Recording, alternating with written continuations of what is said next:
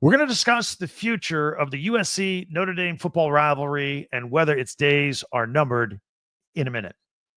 But first, ESPN's college football talking head Paul Finebaum always has something to say. And it's usually something bad about the Big Ten and something good about the SEC. So what does he think about his beloved SEC getting into bed with the Big Ten and bull rushing the rest of college football by reserving automatic qualifiers and the future growth and expansion of the college football playoffs? What does he think about all that? Something's got to give. These two conferences are together. Finebaum admits that both conferences dominate college football, but he cautions the Big Ten and the SEC from overreaching their leverage when it comes to this topic of expanding the playoff field and having more automatic qualifiers, having 4 teams each in the college football playoffs. He acknowledges that both conferences have a problem with the current seeding format of the playoffs, which we discussed earlier in our first segment. And of course, there was the meeting in Dallas yesterday among the conference commissioners. Again, you got 12th ranked teams getting a bye. You can't do that anymore. I think they'll get that solved. I think Finey thinks that as well. But he said it would be completely wrong, quote unquote, to guarantee 3 spots each to the SEC and the Big Ten. It's going to be 4, by the way, but these are his words, not mine. And he says there's something inherently wrong with stacking the deck before the season even starts and before the games are even played. And he's probably right about that. I mean, what if a Power 2 conference has a bad year or a down year? And they're still guaranteed a 4th team in the playoffs, for example. There's a possibility that an 8-4 team with a bad loss to Vanderbilt might get into the playoffs, maybe. Oh, wait, the SEC did have a bad down season this year. And they did have one of the better teams lose to Vandy, but they did not make the playoffs, probably because of that. But anyway, with all this going on, it certainly was fun to watch him squirm a little bit a month ago and actually have to admit that the Big Ten is better than the SEC in college football. Big Ten's running college football right now. But he had a little humble pie toward his SEC on that. I wonder if this were 3 years ago when the SEC did dominate college football, if he'd be calling for more SEC teams to be allowed into the playoffs. I think he would. It's always dangerous to put words in other people's mouths. But I think if, we were back in the heyday just a couple of years ago when the SEC was dominating, he'd be going, of course, the SEC should get all these teams in. Of course. But we'll never know. Meanwhile, here in Big Ten country, we're partial to the Michigan-Ohio State rivalry. Greatest rivalry in sports. However, we do have to admit that Big Ten newcomer USC and the rivalry against Notre Dame is pretty good. It's on the short list. They've been playing for almost 100 years. They've met every year since World War II, with the exception of the COVID year. But with all these changes in college football and USC now being a member of the Big Ten, the question is, will this rivalry continue? Of course, many USC and Notre Dame fans are like, yeah, of course it will. This is a rival. We're not stopping this, right? Yeah, but other stuff may get in the way. USC Athletic Director Jennifer Cohen talked about the rivalry in a recent interview with The Athletic, and it was pretty easy to read in between the lines with what she said. She acknowledged that the rivalry is important to the fans and the schools, but she hedged on saying that the rivalry will continue.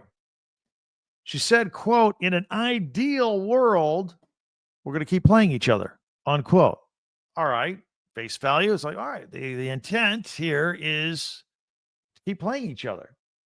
But I didn't like how she phrased it, in an ideal world. This isn't an ideal world. We got change every day going on, particularly in college football. And that, to me, sounded like she was leaving the door open, that there have been discussions that maybe this series is going to end. She went on to say, quote, "With that being said, the landscape has changed dramatically," quote unquote. So, in an ideal world, we'd like to play, but that being said, the landscape's changing. What does that mean? That sounds like, to me, she's thinking this series is not going to go on forever. It doesn't make sense, according to her. Then she listed a whole bunch of reasons why it's difficult to continue the USC Notre Dame rivalry. So, all right, we're already flying back and forth across the country every single week now with conference play. She listed the expansion, the college football playoffs, and access to those playoffs and how teams are selected and seeded, and then said that's the background that USC and Notre Dame continue to have discussions about with this series, and they both continue to evaluate what is best moving forward. There may be a point where USC says, well, we can't get to the playoffs or we can't grab a seed in the playoffs. If we keep playing Notre Dame, maybe it's a loss we don't want to risk because we got 4 other ranked teams on the Big Ten schedule. It's a lot of stuff. She's leaving the door open for this to end. She did finish up by saying, we are excited to go back to South Bend next year. Okay, well, we know that they're going to South Bend next year. Very politically safe answer. Very kick the can down the road type of answer. She left every door open in her answer. She did not say, yeah, sure, USC and Notre Dame are always going to play. We're going to play for another 100 years. She did not say that. Not even close. So for right now, this series is only scheduled through 2026. After that, there's a real possibility that this series could end. Now, before Trojan fans light me up on the comment section and say ending this series is impossible, it'll never happen, that's crazy, you don't know what you're talking about, I'll ask you this. A few years ago, just a couple years ago, did you think USC would be in the Big Ten? Not one of you. Not one of you. Did you think we have a 12-team playoff? For those that remember the 2-team BCS and the 4-team college football playoff, did you think we have 12 teams in the playoffs? No. Nobody thought that. Things happen. Things change quickly, including the possibility of losing this rivalry game. Look, Texas and Texas A&M, they ended their series before they both ended up in the SEC together. It could happen. It could happen. Think about it. All right, we got some college basketball I want to tell you about for tonight, Wednesday night. 8th-ranked Michigan State, still basking in the glory of their big win over Michigan, taking on 16-seed Maryland.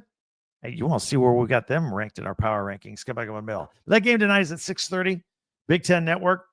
If you haven't seen Maryland play, they got 6'10" freshman Derek Queen. He's a 16-9 guy, 16 points, 9 rebounds per game. This is why Maryland's good. Penn State is at Indiana. That's at 8:30 Eastern on the Big Ten Network, coming off their big win over Purdue over the weekend, Indiana. And Ohio State is at USC. That's at 10:30 Eastern, 7:30 Pacific. That'll be on the Big Ten Network. As far as the women go, got some action here on Wednesday night tonight. Top 25 matchup, 23rd-ranked Michigan State is at 12th-ranked Ohio State. That's at 7 o'clock Eastern on Big Ten Plus. Iowa's at Michigan, 7 o'clock Eastern, Big Ten Plus. And number 2, UCLA at Wisconsin, 8 o'clock Eastern, 5 o'clock Pacific on Peacock. And then Washington is at Minnesota. That's at 8 o'clock Eastern, 5 o'clock Pacific on Big Ten Plus. All right, a lot of basketball to check out here tonight. Speaking of basketball, it's the middle of the week. So we are going to have our power rankings for men's basketball in the Big Ten.